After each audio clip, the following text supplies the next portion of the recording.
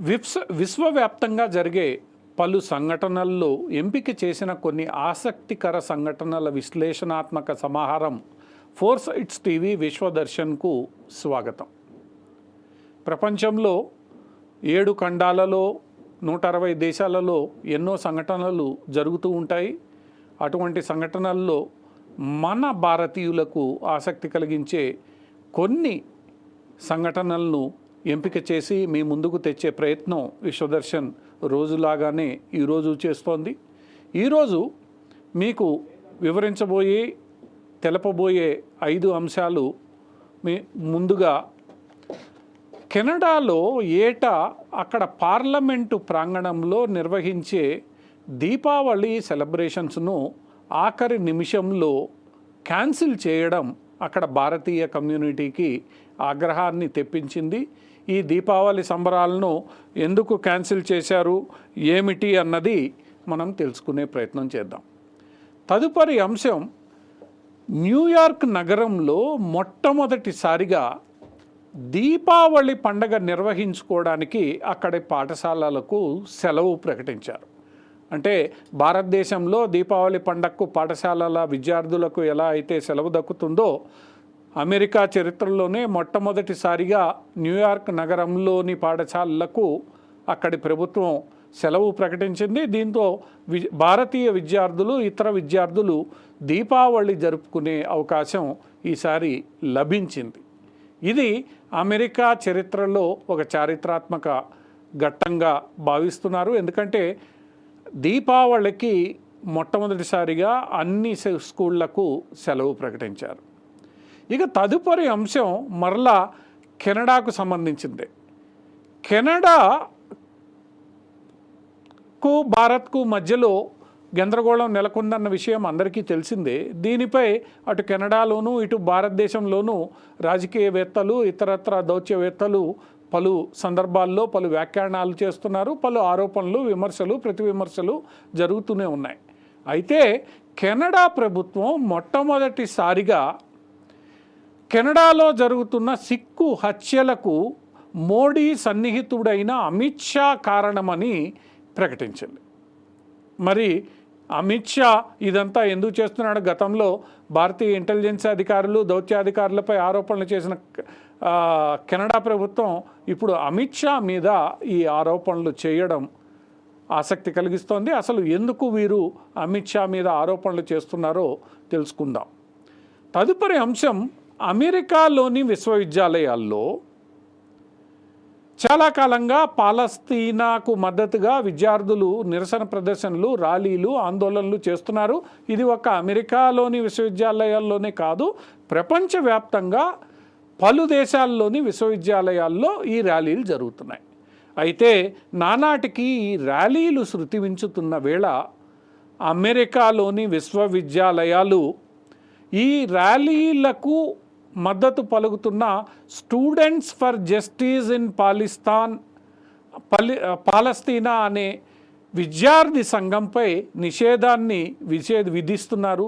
ఈ నిషేధం ఎందుకు వీళ్ళు విధిస్తున్నారు, ఎందుకు అమెరికాలోని విశ్వవిద్యాలయాలు కాకుండా పాశ్చాత్య దేశాల్లోని పలు విశ్వవిద్యాలయాలు ఈ సంస్థకు సంబంధించిన విద్యార్థి సంఘటనలపై ఈ నిషేధాన్ని ఎందుకు విధిస్తున్నారో చూద్దాం. ఇక చివరి అంశం, ఐసిస్ ఏదైతే గతంలో ఇరాక్, సిరియా తదితర ప్రాంతాల్లో ఎంతో తీవ్రవాదాన్ని, ఆతంకాన్ని సృష్టించిందో, ఆ ఐసిస్ అక్కడ నాశనమైనప్పటికీ అటు పిమ్మట ఇటీవల కాలంలో ఆఫ్ఘనిస్తాన్ కేంద్రంగా ఉన్న ఐసిస్ ఖొరాసాన్ గ్రూపు మళ్ళా పుంజుకుంటోందన్న వార్తలు వినవస్తున్నాయి. ముఖ్యంగా ముస్లిం దేశాలలోని అసంతృప్తులైన వారిని తనదైన శైలిలో ఈ ఐసిస్ ఖొరాసాన్ ఆకట్టుకుంటూ మళ్ళా ఐసిస్కు ప్రాణం పోసే దిశగా సాగుతోందని ఇంటెలిజెన్స్ వర్గాలు వెల్లడిస్తున్నాయి, హెచ్చరికలు జారీ చేస్తున్నాయి. మరి ఈ ఐసిస్ ఖొరాసాన్కు మళ్ళా పుంజుకునే అవకాశం ఎందుకు లభించింది అన్నది మనం తెలుసుకునే ప్రయత్నం చేద్దాం. ఇవి ఈరోజు మనం ఎంపిక చేసుకుని మీ ముందుంచుతున్న ఒక 5 ఆసక్తికర సంఘటనలు. ఇందులో మొట్టమొదటి సంఘటన ఏదైతే ఉందో అది కెనడా పార్లమెంటులో ఏటా నిర్వహించే దీపావళి సంబరాలను ఈసారి చివరి నిమిషంలో క్యాన్సిల్ చేశారు. కెనడా పార్లమెంటు సముదాయంలో friends of India, overseas friends of India అనే సంస్థ, ఏదైతే కెనడా దేశంలో నివసిస్తున్న భారతీయులు ఏర్పాటు చేసుకున్న సంస్థ ఆధ్వర్యంలో ప్రతిసారి అక్కడ పార్లమెంటు ప్రాంగణంలో దీపావళి సంబరాలు జరుపుకోవడం ఆనవాయితీగా వస్తోంది. ఈ సంబరాల్లో ప్రస్తుతం ఉన్న పరిస్థితుల్లో అక్కడున్న అధికార పక్షం పాల్గొనే అవకాశం లేదు. సహజంగా ప్రతిపక్షం అక్కడ ఈ సంబరాలను ఏర్పాటు చేసి వాటికి మద్దతు ఇచ్చి అందులో పాల్గొనే విధంగా సహకరిస్తుందని ఈ overseas friends of India Canada సంస్థకు చెందిన వారు భావించారు. అయితే నానాటికి కెనడా భారతదేశాల మధ్య తీవ్రమవుతున్న దౌత్యపరమైన ఆందోళన, దౌత్యపరమైన ఆరోపణలు, ప్రత్యారోపణలు, త్వరలో కెనడాలో ఎన్నికలు జరగబోతున్న వేళ అక్కడ ఉన్న ప్రతిపక్ష నాయకుడు ఎవరైతే ఉన్నారో పియరే పైల్వరే, ఈయన ఎవరైతే ఉన్నారో ఈయన ఆధ్వర్యంలో జరగాల్సిన ఈ వేడుకలు చివరి నిమిషంలో రద్దయ్యాయి.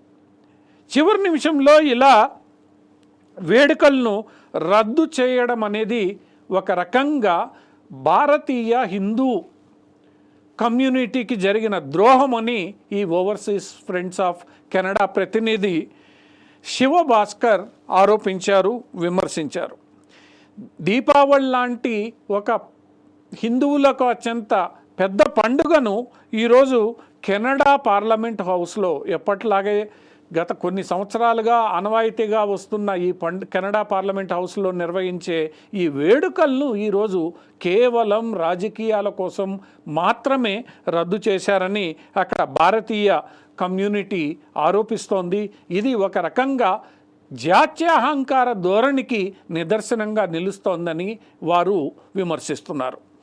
వీళ్ళందరూ ఈరోజు ఈ ప్రతిపక్ష నాయకులు ఎవరైతే, అధికార పక్షం ఎట్లానూ సిక్కులతో ఉంది, ఈ హిందువుల పండగలు హిందువులకు సంబంధించి కొంత వ్యతిరేకతతో ఉంది, ప్రతిపక్షం కూడా ఈరోజు ఇటువంటి చర్యకు దిగడాన్ని కెనడాలోని భారతీయ ముఖ్యంగా హిందువులు సహించలేకపోతున్నారు.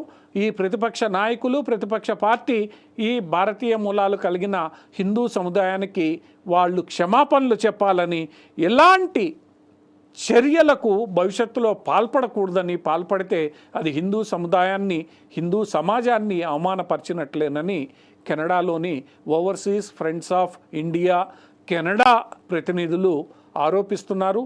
వారు ఇది కేవలం అక్కడ స్థానికంగా ఉన్న సిక్కు సముదాయాన్ని కెనడా రాజకీయవేత్తలు అప్పీస్ చేయడానికి మాత్రమే చేస్తున్నారని, ఇది మంచి పద్ధతి కాదని, అందరి పట్ల కెనడా రాజకీయ పక్షాలు ఒకే వైఖరిని అవలంబించాలని వీరు విజ్ఞప్తి చేస్తున్నారు.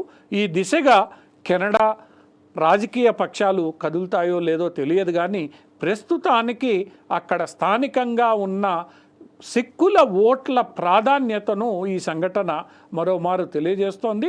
రాజకీయ పక్షాలన్నీ ఎక్కడ ఓట్లుంటే అక్కడికి మల్లుతాయి కాబట్టి ఓట్లు తక్కువగా ఉన్న హిందూ సముదాయానికి అంతగా ప్రాధాన్యత ఇవ్వడం లేదనేది ఈ దీపావళి పండగ వేడుకలను రద్దు చేసే క్రమంలోనే మనకు అర్థమవుతోంది. ఇది ఇప్పుడు కెనడా భారత్ సంబంధాల మధ్య మరింత అగ్నికి ఆజ్యం పోసేలా కనిపిస్తోంది. ఏది ఏమైనప్పటికీ కెనడాలో జరిగిన సంఘటనను హిందూవాదులు, హిందూ సమాజం ఈరోజు తీవ్రంగా ఖండిస్తోంది. ఇది కేవలం సిక్కు సమాజానికి సంబంధించి, ముఖ్యంగా ఖలిస్తాన్ తీవ్రవాదులకు కొంత తమ మద్దతు తెలియజేయడానికి, వారిని సంతృప్తి పరచడానికి మాత్రమే కెనడాలోని రాజకీయ పక్షాలు ఇలాంటి చర్యలకు పాల్పడుతున్నాయని, ముఖ్యంగా ప్రతిపక్ష నాయకుల నుంచి కొంత వెసులుబాటు ఆశించిన వారు కూడా అధికారపక్ష బాటలోనే నడవడం సహించరాని విషయంగా కెనడాలోని హిందూ సమాజ నాయకులు పేర్కొంటున్నారు. ఏది ఏమైనప్పటికీ ఈరోజు కెనడాలో హిందూ సమాజం పట్ల ఒక రకమైన తక్కువ భావన ఉందనే విషయం, హిందూ సమాజాన్ని అక్కడ రాజకీయ పక్షాలు పట్టించుకునే స్థితిలో లేవనే విషయం మనకు ఈ సంఘటన స్పష్టం చేస్తోంది. ఇక తదుపరి అంశం, న్యూయార్క్ నగరంలో ఎన్నడూ లేని విధంగా మొట్టమొదటిసారి అమెరికా చరిత్రలోనే మొట్టమొదటిసారి దీపావళి పండగకు అక్కడ పాఠశాలలన్నింటికీ సెలవు ప్రకటించారు. సాధారణంగా ఇలాంటి హిందూ పండగలు వచ్చినప్పుడు అక్కడ పాఠశాలల్లో చదువుకుంటున్న హిందూ విద్యార్థులు పాఠశాలలకు సెలవు ప్రకటించి ఇళ్లల్లో ఉండి తమ పండగలను వాళ్ళు జరుపుకునే పరిస్థితి ఉండేది. ఎందుకంటే అక్కడ పాఠశాలలు ఈ దీపావళి లాంటి హిందూ పండగలకు ఏ రోజు సెలవు ఇచ్చేవి కావు. సో హిందూ విద్యార్థులు ఎవరైతే అక్కడ దీపావళి లాంటి పండగలు జరుపుకోవాలనుకుంటున్నారో వారు ఆ రోజు పాఠశాలలకు డుమ్మాగొట్టి అంటే అబ్సెంట్ అయ్యి తమ పండగలను జరుపుకునే వాళ్ళు. కొన్ని సందర్భాల్లో ఆ రోజుల్లో ఎగ్జాము లేదా ఇంకోటో ఉంటే ఇంకా హిందూ విద్యార్థులు పండగ జరుపుకునే పరిస్థితుల్లో ఉండేవారు కాదు. అలాంటి పరిస్థితి నుంచి ఈరోజు న్యూయార్క్ నగరంలోని విద్యార్థులు కొంత వెసులుబాటు తీసుకున్నారనే మనకి ఈ సెలవు ప్రకటన ద్వారా తెలియవస్తోంది. న్యూయార్క్ నగరంలో హిందువుల శాతం ఎక్కువగానే ఉంటుంది. హిందువులు కూడా ఎక్కువ సంఖ్యలోనే ఆ నగరంలో నివసిస్తూ ఉంటారు. హిందువుల పిల్లలు ఎక్కువగానే అక్కడ చదువుతూ ఉంటారు. వాళ్ళందరికీ వెసులుబాటు కలిగిస్తూ ఎటువంటి ఆందోళన లేకుండా ప్రశాంతంగా దీపావళి పండగ వేడుకల్లో వాళ్ళందరూ పాల్గొనేలా ఈరోజు న్యూయార్క్ నగర ప్రభుత్వం అన్ని స్కూళ్లకు సెలవు ప్రకటించింది. ఇది కేవలం హిందువుల పిల్లలకు మాత్రమే ఇచ్చిన సెలవు కాదు, అన్ని స్కూళ్లకు అందరి పిల్లలకు ఇచ్చిన సెలవుగా న్యూయార్క్ ప్రభుత్వం పేర్కొంది. దీంతో రాను రాను అమెరికా దేశంలో హిందువుల యొక్క ప్రాబల్యం ఎలా ఉంటోంది, హిందూ సమాజానికి ఎలాంటి గౌరవం దక్కుతోంది అన్న విషయం మనకు అర్థమవుతోంది. ఏది ఏమైనప్పటికీ అమెరికాలో నిన్ననే మనం తెలుసుకున్నాం, అమెరికా అధ్యక్ష భవనంలో దీపావళి పండగ వేడుకలను నిర్వహించారు. న్యూయార్క్లో అతిపెద్ద కూడలి ఉంటుందో అక్కడ ఏటా దీపావళి వేడుకలను అతి పెద్ద స్థాయిలో నిర్వహిస్తూ ఉంటారు. ఇప్పుడు దానికి తోడు న్యూయార్క్ నగరంలోని పాఠశాలలకు సెలవు ప్రకటించడం అంటే హిందువులకు అక్కడ లభిస్తున్న గౌరవం, వారికి లభిస్తున్న ఆదరణను ఇది తెలియజేస్తోంది. ఎప్పుడైతే హిందువులు తమ బలాన్ని ప్రపంచానికి చాటి చెప్తారో అటువంటప్పుడు ఇలాంటి గౌరవం, ఇలాంటి వెసులుబాటు హిందువులకు తప్పగా లభిస్తుందనేది ఈ సంఘటన రుజువు చేస్తోంది. ఇప్పుడు న్యూయార్క్ నగరంలోని హిందువుల పిల్లలు ఖచ్చితంగా ప్రశాంతంగా పరీక్షలున్నాయో కళాశాలల్లో పాఠశాలల్లో ఏదో చదువు ఆగిపోతోందన్న ఆందోళన లేకుండా క్లాసు మిస్ అవుతున్నారని ఇబ్బంది పడకుండా ఈరోజు దీపావళి పండుగను ప్రశాంతంగా జరుపుకోవచ్చు, పటాకులు పేల్చుకోవచ్చు, ఎంజాయ్ చేసుకోవచ్చు. ఇది ఈరోజు అమెరికాలో జరిగిన మరొక ఆసక్తికర సంఘటన. తదుపరి అంశం కెనడా ప్రభుత్వం ఇటీవల కాలంలో భారతదేశంపై ఇష్టానుసారం ఆరోపణలు చేస్తోంది. ముందుగా వాళ్ళు ఏమన్నారు, భారత గూఢచార్య వ్యవస్థలు కెనడాలోని పౌరులను ఇష్టానుసారం చంపేస్తున్నారని ఆరోపణలు చేయడం మొదలుపెట్టారు. జస్టిన్ ట్రూడో నేతృత్వంలోని ప్రభుత్వం నేరుగా భారత ప్రభుత్వమే హత్యలకు పాల్పడుతోందని చెప్పింది. అటు పిమ్మట కెనడాలోని నాయకులు ఏమని ఆరోపించడం మొదలుపెట్టారు, భారతీయ దౌత్యవేత్తల కనుసన్నులలోనే కెనడాలో ఈ హత్యలు జరుగుతున్నాయని, భారత ప్రభుత్వం వీళ్ళందరినీ కట్టడి చేయాలని గందరగోళాన్ని మొదలుపెట్టారు. చివరకు ఈ దౌత్యవేత్తలను తాము కేసులో నిందితులుగా పేర్కొంటున్నామని కూడా కెనడా ప్రభుత్వం ప్రకటించింది. ఇలాంటి పరిస్థితుల్లో నానాటికి కెనడా భారత్ల మధ్య దౌత్య సంబంధాలు పూర్తిగా క్షీణించిపోయాయి. ఒక రకమైన ఉద్రిక్త వాతావరణం రెండు దేశాల మధ్య నెలకొంది. కెనడా నుంచి భారతదేశం తన హై కమిషనర్ను, ఇతర సీనియర్ దౌత్యాధికారులను వెనక్కి పిలిపించి వేసింది, వీసాలు జారీ చేయడం నిలిపివేసింది.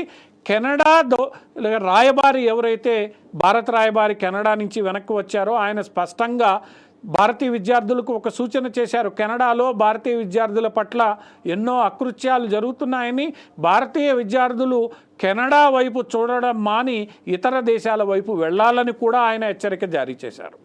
ఈరోజు నానాటికి కెనడా భారత్ల మధ్య సంబంధాలు దిగజారిపోయాయనే విషయం మనందరికీ తెలుసు. అందుకు ప్రధానంగా జస్టిన్ ట్రూడో కారణమని మన భారతీయ రాజకీయ నాయకులు ఆరోపిస్తున్నారు. ప్రపంచ విశ్లేషకులు అందరూ కూడా అదే అభిప్రాయాన్ని వ్యక్తం చేస్తున్నారు. ఇప్పుడు కెనడా ప్రభుత్వం మరొక కొత్త ఆరోపణను తెర మీదకు తీసుకుని వచ్చింది. ఈరోజు కెనడాలో జరుగుతున్న అన్ని హత్యలకు నరేంద్ర మోడీ యొక్క అత్యంత సన్నిహితుడైన అమిత్ షా కారణమని కెనడా ప్రభుత్వంలోని సీనియర్ అధికారులు అక్కడి పార్లమెంటరీ కమిటీకి తెలియజేశారు. పార్లమెంటరీ కమిటీ ఏదైతే ఇలాంటి సంఘటనలపై విచారణ జరుపుతోందో ఆ కమిటీ ముందు హాజరైన అధికారులు ఈ మొత్తం సంఘటనలన్నీ కూడా, అంటే కెనడాలో ఖలిస్తానీ తీవ్రవాదులను చంపబడుతున్న సంఘటనలన్నింటి వెనుక లేదా ఆ సంఘటనలన్నీ కూడా అమిత్ షా కనుసన్నల్లోనే, అమిత్ షా ఆజ్ఞ మేరకే జరుగుతున్నాయనే విషయం తమకు తెలియవచ్చిందని, దీనిపైన త్వరలోనే తాము స్పష్టమైన ఆధారాలను కూడా బయట పెడతామని చెప్పారు. ఇదే సందర్భంలో ఈ విషయాలన్నింటినీ, ఆ కమిటీలో ప్రస్తావించిన అంశాలన్నింటినీ ఒకరోజు ముందే వాషింగ్టన్ పోస్ట్ అనే అతిపెద్ద అమెరికా పత్రిక ప్రచురించింది. ఆ కమిటీ వాళ్ళు అధికారులను ఇది కూడా ప్రశ్నించారు, మీరు ఈరోజైతే ఏ విషయాలనైతే మా ముందు చెప్తున్నారో ఈ విషయాలన్నీ కూడా ఒకరోజు ముందు ఆ పత్రికలో ఎలా వచ్చాయి అని అంటే దానికి ఆ అధికారులు సరైన సమాధానం చెప్పట్లేదు. దీంతోనే మనకు అర్థమవుతోంది అక్కడ స్థానికంగా ఉన్న రాజకీయాల కారణంగా భారత్పై తీవ్ర స్థాయిలో బురద జల్లి తద్వారా అక్కడ ఉన్న భారతీయ వ్యతిరేకులైన ఖలిస్తాన్ మద్దతుదారుల ఓట్లను కూడగొట్టుకోవడానికే ఇదంతా జరుగుతోందన్న విషయం మనకు అర్థమైపోతోంది. ఆ క్రమంలోనే చివరికి జస్టిన్ ట్రూడోకు బద్ద వ్యతిరేకి అయిన ప్రతిపక్ష నాయకుడు కూడా దీపావళి సంబరాల్లో పాల్గొనడానికి నిరాకరించారు, దీపావళి వేడుకలను రద్దు చేశారు. మనకు అర్థమైపోతుంది ఈ మొత్తం వ్యవహారం కెనడాలో ఏం జరుగుతోంది, కెనడా ఎందుకు ఇలాంటి ఆరోపణలు చేస్తోంది, ఎవరిని ఉద్దేశించి ఎలాంటి లబ్ధి పొందాలని కెనడా ఈ ఆరోపణలు చేస్తోంది. అమిత్ షా భారతదేశ హోంశాఖ మంత్రి, ఆయనకు ఈ ఖలిస్తాన్ తీవ్రవాదాన్ని అణిచివేయాలనే ఏదైతే ఆదేశం ఉంటుందో ఆదేశానికి అనుగుణంగా ఆయన పనిచేస్తారు. ఎందుకంటే భారతదేశంలో అంతర్గతంగా ఎవరైతే జోక్యం చేసుకుంటే హోంశాఖ మంత్రిగా దానిని కట్టడి చేయాల్సిన బాధ్యత అమిత్ షా హోంశాఖ మంత్రిది. అందువల్ల హోంశాఖ మంత్రి ఇటువంటి ఎక్స్టర్నల్ ఎలిమెంట్స్ను కట్టడి చేయడంలో ఎప్పుడూ ముందంజలో ఉంటారనే మనకి తెలుసు. అది ఆయన కర్తవ్యం కూడా. ఆ కర్తవ్యాన్ని ఆయన నెరవేరుస్తూ ఉండవచ్చు. ఆ నెరవేర్చే క్రమంలో ఏదైనా జరిగి ఉండవచ్చేమో అన్నది ఈ కెనడా ప్రభుత్వ యొక్క ఆరోపణ. మరి ఇందులో గతంలో లాగా ఈరోజు వరకు కెనడా ప్రభుత్వం వాళ్ళు చేసిన ఏ ఆరోపణకి స్పష్టమైన ఆధారాలు, రుజువులు ప్రపంచం ముందుంచలేదు, భారతదేశానికి ఇవ్వలేదు.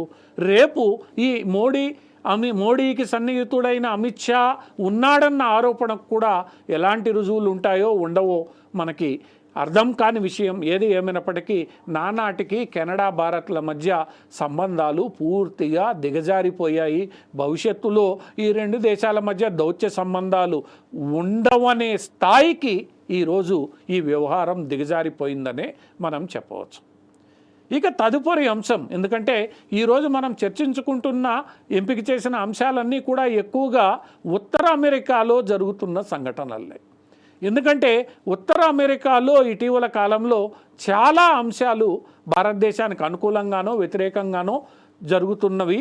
వాటి గురించి మనం తప్పకుండా చర్చించుకోవాలి, తెలుసుకోవాల్సిందే. అందుకనే ఈ సంఘటనల్లో ఎక్కువ శాతం మనం ఈరోజు ఉత్తర అమెరికాలో జరుగుతున్నవి తీసుకోవడం జరిగింది.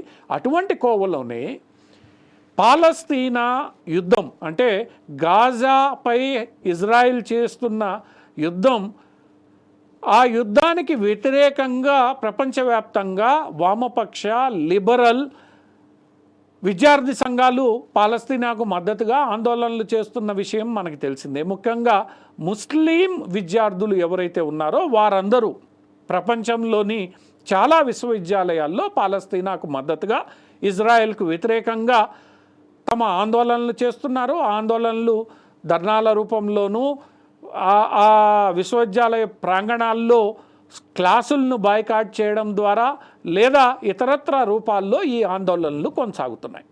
ఈ ఆందోళనలన్నీ శాంతియుతంగా ప్రజాస్వామ్యబద్ధంగా కొనసాగినంత కాలం ఎవరికీ ఎటువంటి ఇబ్బంది లేదు. కానీ ఈ ఆందోళనలు తమకు వ్యతిరేకంగా ఉన్నవారిపై దౌర్జన్యాలకు పాల్పడడానికి వీలు కల్పిస్తే మాత్రం అది అభ్యంతరకరమైన విషయం. ఇటీవల కాలంలో ఇలాంటి ఆందోళనలు ఒక పరిమితిని దాటి మనం బ్రిటన్లో ఏం జరిగిందో చూసాం.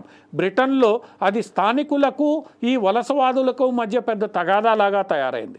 అదే పరిస్థితి ఈరోజు ఎక్కడైతే ఈ స్టూడెంట్స్ ఫర్ జస్టిస్ ఇన్ పాలస్తీనా పేరుతో ఆయా విశ్వవిద్యాలయాల ప్రాంగణాల్లో విద్యార్థులు సంఘటితమై ఆందోళనలు చేస్తున్నారో వాళ్ళందరూ ఈ ప్రజాస్వామ్యబద్ధమైన పద్ధతిలో కాకుండా ఈ వాళ్ళు చెప్పే విషయాన్ని వ్యతిరేకించే వారిపై దౌర్జన్యాలకు దిగడము, వారిపై దాడులకు పాల్పడము, వారిని తీవ్రంగా విమర్శించడము, బహిష్కరించడము, అవమానించడము లాంటి తీవ్రమైన చర్యలకు పాల్పడుతున్నారనేది బహిరంగమైన సత్యం.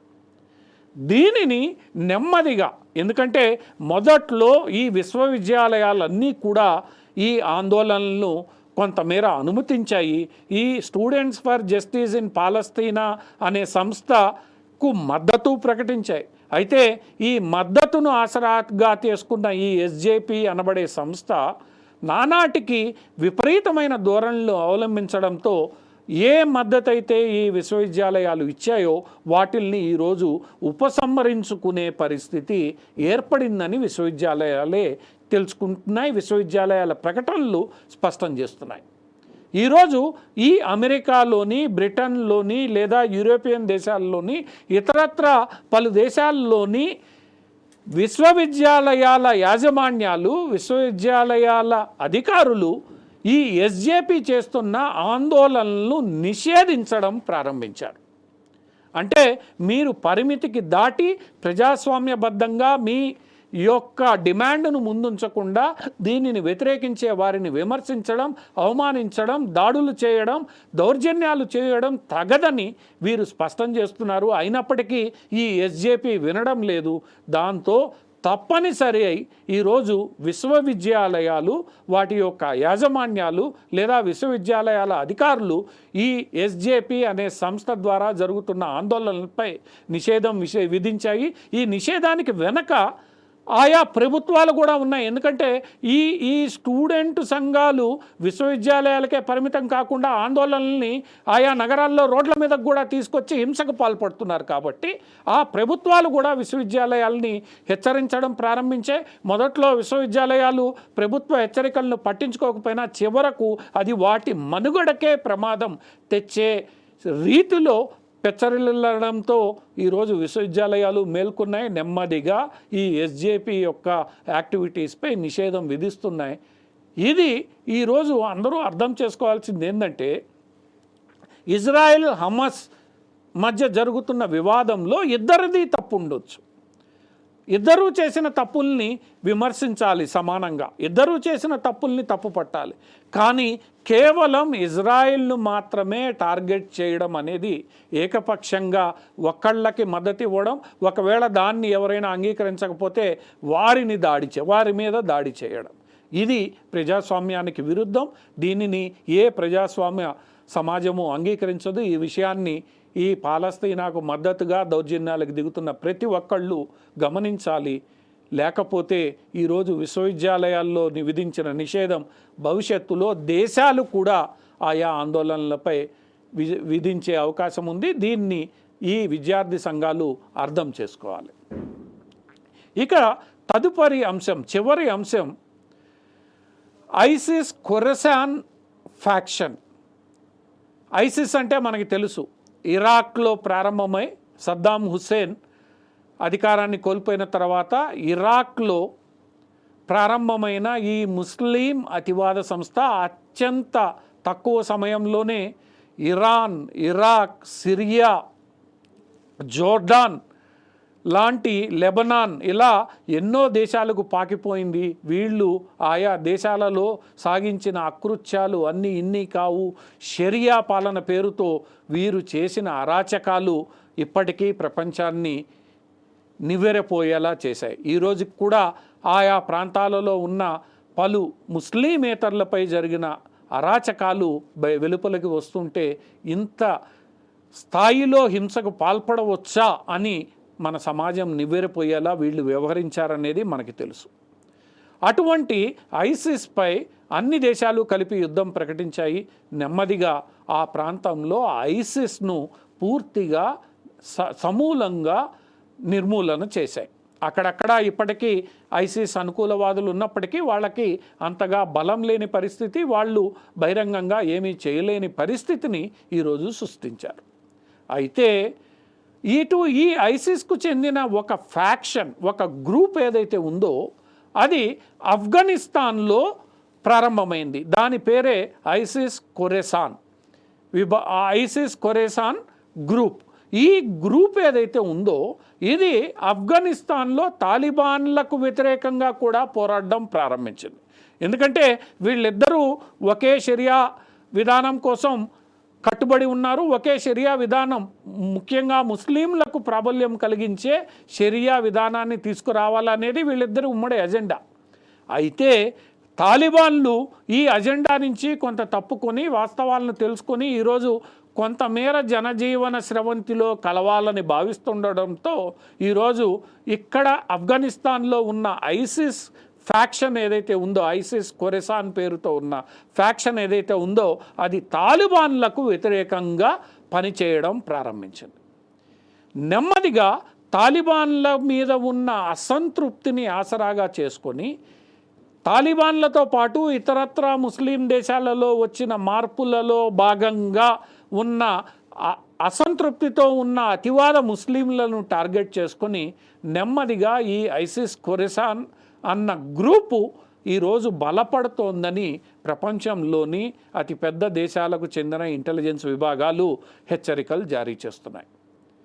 ఐసిస్ ఖొరాసాను కొంతమేర ఈ తాలిబాన్ల ద్వారా చావు దెబ్బ తీయబడినా, అమెరికా ద్వారా కొంత ఇబ్బంది పెట్టబడినా నెమ్మదిగా ఆఫ్ఘనిస్తాన్లో ఉన్న పరిస్థితులకు అనుగుణంగా అక్కడ పరిస్థితులను ఆసరాగా చేసుకొని ఈరోజు ఐసిస్ ఖొరాసాన్ ముందుకు సాగుతోందని, ఈ ఐసిస్ ఖొరాసాన్ ఈరోజు అత్యాధునిక సాంకేతిక పరిజ్ఞానాన్ని వినియోగించుకొని ప్రపంచంలో పలు దేశాలలో ఉన్న అతివాద ముస్లింలను, అంటే అసంతృప్తితో ఉన్న అతివాద ముస్లింలను తన వైపు ఆకట్టుకుంటోందని వీరి హెచ్చరికల సారాంశం. గతంలో మనం చూసాం, కేరళలోని ఎందరో ముస్లింలు ఈ ఐసిస్ ఖొరాసాన్ చేస్తున్న ప్రాపగాండాకు ఆకర్షితులై ఆఫ్ఘనిస్తాన్లోకి వెళ్ళారు, ఆఫ్ఘనిస్తాన్లో మరణించారు. ఇంకా ఆఫ్ఘనిస్తాన్లో కొంతమంది కేరళకు చెందిన యువతీ యువకులు ఉన్నారని, వాళ్ళని వెనక్కి తీసుకురావాలని కేరళలోని కొన్ని కుటుంబాలు ఇప్పటికీ కోర్టుల చుట్టూనో, భారత ప్రభుత్వం చుట్టూనో, అక్కడ రాష్ట్ర ప్రభుత్వం చుట్టూనో తిరుగుతున్నాయి. అలా వెళ్ళిన యువతీ యువకుల్లో కొందరు మతం మారిన హిందూ యువతీ యువకులు ఉన్నారనేది కూడా అక్కడ నుంచి వస్తున్న వార్తలు. అలాంటి ఐసిస్ ఖొరాసాన్ భారతదేశం నుంచి ఎంతోమంది వెళ్ళి ఆఫ్ఘనిస్తాన్లో ప్రాణాలు కోల్పోవడానికి, అతివాదులుగా మారడానికి కారణమైన ఐసిస్ ఖొరాసాన్ భారత్ లాంటి దేశాలతో పాటు బంగ్లాదేశ్, పాకిస్తాన్, గల్ఫ్లోని ఇతర ముస్లిం దేశాలలో ఇప్పటికే అసంతృప్తిగా ఉన్న వారిని ఎంపిక చేసుకుని, వారిని మచ్చిక చేసుకొని, వారిని తమ మద్దతుదారులుగా చేసుకొని నెమ్మదిగా బలపడుతోందని, దీన్ని అరికట్టాల్సిన అవసరం ఉందని ఈ ఇంటెలిజెన్స్ వర్గాల హెచ్చరిక. ఇప్పటికైనా ఈ ఐసిస్ ఖొరాసాన్ చేస్తున్న అరాగతాలు, దురాగతాలపై ప్రపంచ దేశాలు దృష్టి సారించాలి. మరో ఐసిస్ లాగా ఈ ఐసిస్ ఖొరాసాన్, ఎందుకంటే ఆఫ్ఘనిస్తాన్లో వెళ్ళి ప్రపంచ దేశాలు పెద్దగా చేయడానికి అవకాశము లేదు. అటువంటి పరిస్థితుల్లో ఇది అలివికాని స్థాయికి చేరకుండా నిరోధించడానికి ప్రపంచ దేశాలన్నీ గట్టి చర్యలు తీసుకోవాలి. అందుకు తగిన విధంగా తాలిబాన్లపై ఒత్తిడి తీసుకురావాలి. అలాగే తమ దేశాల్లో ఐసిస్ ఖొరాసాన్ ఎటువంటి యాక్టివిటీస్ చేయకుండా నిరోధించగలగాలి. ఈ దిశగా కదిలితేనే మరోమారు ఐసిస్ అనబడే పెనుభూతం ప్రపంచంలోకి రాకుండా ఉంటుంది. లేదంటే ఇది మరొక పెనుభూతంగా మారి అసంతృప్తితో ఉన్న ముస్లింలను హక్కున చేర్చుకుంటే అది మళ్ళీ పెను ప్రమాదమే. ఈ విషయంలో భారత్తో పాటు పాశ్చాత్య దేశాలు, ఇతరత్ర గల్ఫ్ దేశాలు జాగరూకతతో ఉండాల్సిందే. లేదంటే అది ఆయా దేశాల సమగ్రతకు భద్రతకు ప్రశ్నార్థకంగా మారిపోతుంది. ఇవి ఈరోజు మేము మీకు అందిస్తున్న ఎంపిక చేసిన కొన్ని అంశాలు. ఈ అంశాలు మీకు ఆసక్తి కలిగించాయని భావిస్తూ ఈరోజు విశ్వదర్శన్ కార్యక్రమానికి ఇంతటితో ముగింపు పలుకుతున్నాం. రేపు 4 సైడ్స్ టీవీ విశ్వదర్శన్ కార్యక్రమంలో మరిన్ని అంశాలతో మీ ముందుకు వస్తాం. అంతవరకు సెలవు.